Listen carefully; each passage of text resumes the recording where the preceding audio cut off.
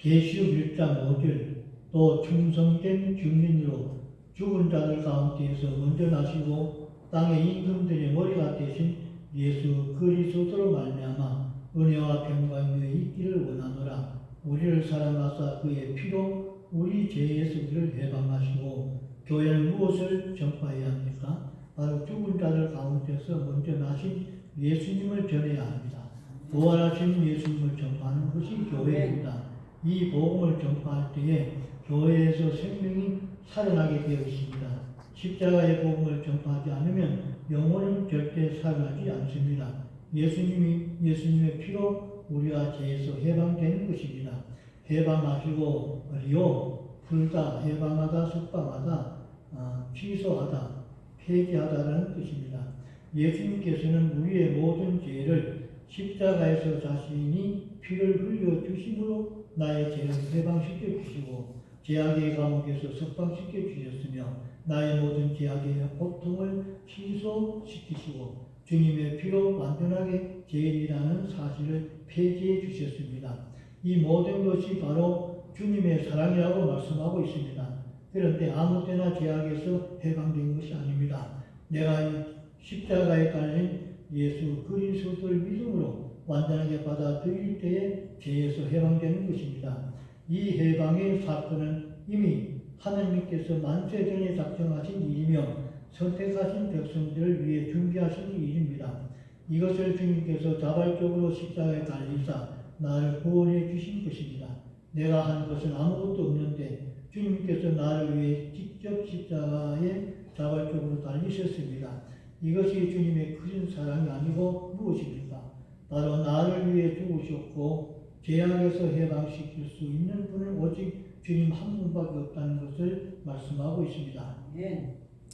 계시록 1장 6절 그의 아버지 하나님을 위하여 우리를 나라와 제사장으로 삼으신 그에게 영광과 능력이 세세토록 있기를 원하노라. 아멘. 그렇다면 우리는 누구에게 영광을 돌려야 합니까? 바로 예수님께 영광을 돌려야 합니다. 그분만이 영광을 받으시기 합당하신 분이기 때문입니다. 나를 위해 죽을 자가 누구입니까? 영원한 지옥의 형벌을 받을 수밖에 없는 나를 위해 죽을 자는 바로 예수님밖에 없습니다.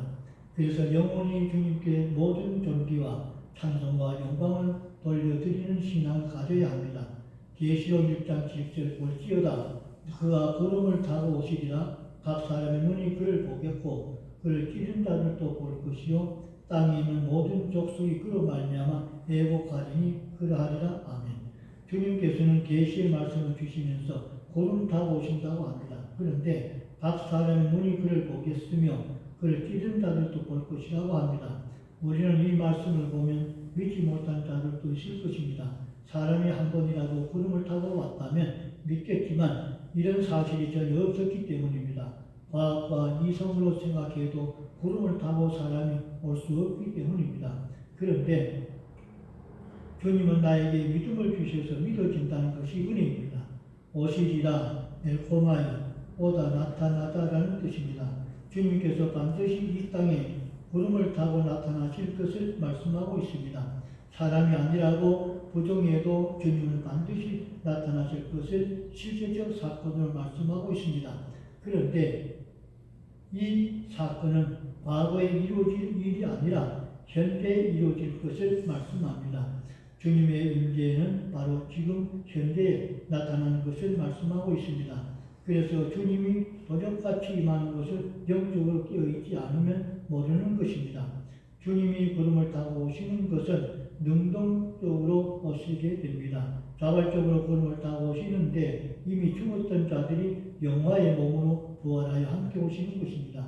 천사가 나팔을 부를 때에 주님이 많은 자들을 데리고 오신다고 했습니다. 오시는 목적은 바로 이 땅에 살면서 구원받고 선택되어진 자들을 데리러 오시는 것입니다. 그때에는 주님께서 이 세상에 많은 사람들 중에 구원받은 자 한 사람씩 불러내시는 것입니다. 그 중에 한 명이 바로 내가 되어야 합니다. 이곳에 들어가지 못하면 나는 영원한 지옥의 불못에 던져지게 되는 때문입니다. 그렇다면 나는 확실한 구원의 확신이 있어야 합니다. 주님의 선택된 백성이라는 것을 믿어야 합니다. 계시록 6장 8절 주 하나님이 이르시되 나는 알파와 오메가라 이제도 있고 전에도 있고 장차 올 자요 전능한 자라 하시더라. 주님께서는 말씀하십니다. 계시의 말씀을 서론에서 주시면서 나는 알파와 오메가라 처음과 나중이라는 것을 말씀합니다. 시작도 하나님이 하시고 끝도 하나님이 하시는 것을 말씀합니다. 이런 전능하신 하나님 오신다는 것을 서론에 말씀하고 있는 것입니다. 바로 계시로 미리 가르쳐 주신 것입니다. 오메가라에서 라, 에이미, 나는 무엇이다 라는 뜻입니다.